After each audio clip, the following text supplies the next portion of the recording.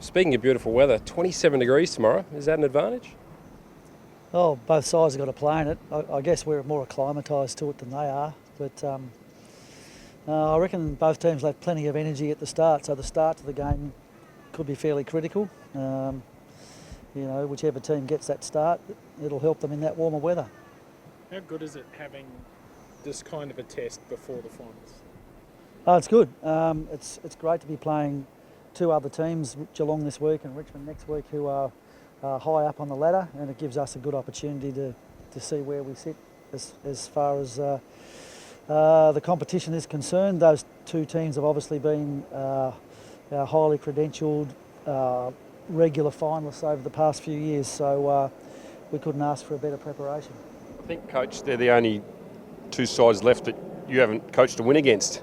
Is that right? And is that a motivation, or at some point did you map out, this is the comp and one by one I want to beat them all? I think I don't know that we've been able to beat Collingwood in my time here either, so that might be another team. But yeah, they're two teams we haven't been able to beat. It's not personal for me, it's more for the team. And the truth is that I think Geelong have won the last 6 games. We haven't beaten them since 2013. The average winning margin's been 62 points. Not good enough. So, tomorrow we want to try and do something about that.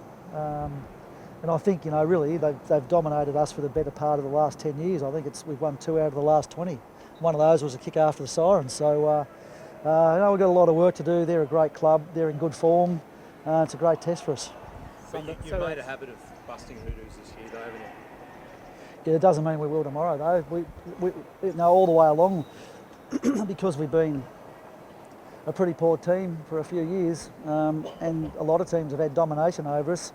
For us to be good, we've had to break some of those hoodoos, or whatever you want to call them. I don't call them hoodoos, it's just me. It just see that they've been better than us for a long time, and this is an opportunity to show our growth and our improvement.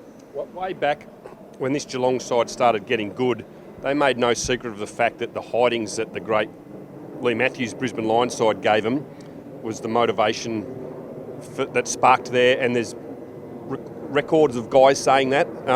Is there a side that has done that to Brisbane that you've sort of looked upon and you wanted to emulate and perhaps revenge?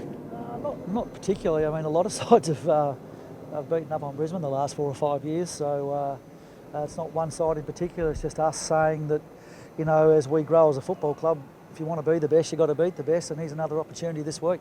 Saturday afternoon, sunshine, full house. It's a final that's come a couple of weeks early, isn't it? Yeah, well, that's sort of across the competition, isn't it? The Richmond West Coast game's the same, and there'll be some games the following week that, finals have come early. So that again is great preparation for us. We're going to play in front of a full house tomorrow night, which is a fantastic show of support by our players.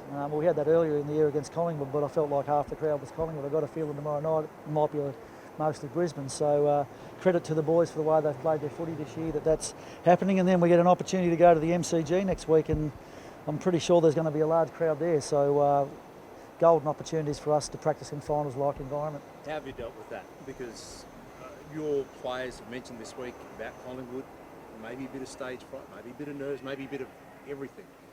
What do you take out of that, and what have you told them this week? The thing we learned about Collingwood game is just have a normal week, boys. It's nothing special. It's just another game of football. It's Brisbane playing Geelong tomorrow. Doesn't matter how many people turn up. Doesn't matter what the positions are on the ladder. We just have to do what we do every other week, go out and apply our game plan and do it to the best of our ability, which is what we've done probably ever since that game against Collingwood. Speaking of game plans, Chris Scott mentioned that he doesn't plan on playing any lockdown or tagging roles. They might fight fire with fire tomorrow. Is that what you're expecting?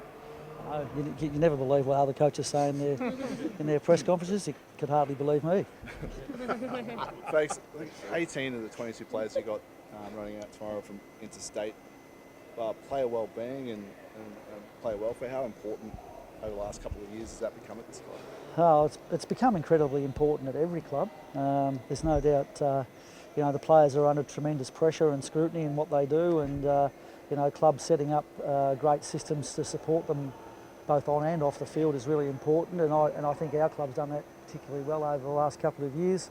It's part of a whole club approach. Our medical staff's been tremendous, so have our fitness staff. so of our wellbeing staff. So you know, we try and hold ourselves to high standards in every part of our football department, and they've led the way. Do you think player wellbeing should be exempt from the soft cap? Yeah, I think it's something that should you can't spend enough time and effort on, and some clubs have got more money to spend on that than others. So for me, yeah, I think remove it from the cap, and you'll get extra good assistance to your players. And I suppose the concern for the AFL is that the clubs that may be using that to rort the system somewhat and employing coaches under the guise of well-being. But I think clubs have moved past that, and I think that'd be a great idea. Bags, as someone from a league background, I always admired the giant banners that the players get to run through. I believe yours is still handmade by some members and that. How appreciative of you of those efforts they go to? Yeah, I saw them in there last night as I walked out the door at about 7 o'clock. They were in there making the banner for the game, and they do that every single home game, and obviously when we play away as well. They're just a great tradition at all football clubs, and you know, they, like a lot of other people, do a lot of work behind the scenes that we don't always give them a pat in the back for, but we certainly appreciate what they do. You don't get many opportunities to spend a chunk of time at home like you have at the moment. What has that tangibly done for the team over the past couple of weeks? You're probably better off to ask the players. The games we've played have been pretty fierce games, but I guess it helps just you recover a little bit easier, that you don't have to jump on an aeroplane and come back and all that sort of stuff. So it's been quite unusual, because we had a couple of road trips in a row a few weeks ago. So to be at home is good. Helps you to re-energise, which I think is a good thing, and you know, may help us towards the end of the year a bit more. Have you put any time into the Selwoods and the Dangerfields and their key players? We put time into the whole Geelong side, not just their key players. They're a very system-based team. They're not a team that necessarily rely on individuals. So we're a little bit the same. So it'll be system against system tomorrow. Tom Hawkins kicked 7 against you guys last time. I know it was Harris's first match back from the concussion. Do you think you'll give him the opportunity to match up against Tom again? Yeah, I think Tom's got a really good record against us. It probably reflects Geelong's domination over us for a long period of time. So Harris put in an honest effort last year, but Geelong, he just got delivery that was too good. So the job tomorrow will be to make sure that defensively we do really, really well, put pressure on that ball coming into their forward line, so that it's dirty ball rather than lace out ball coming to him.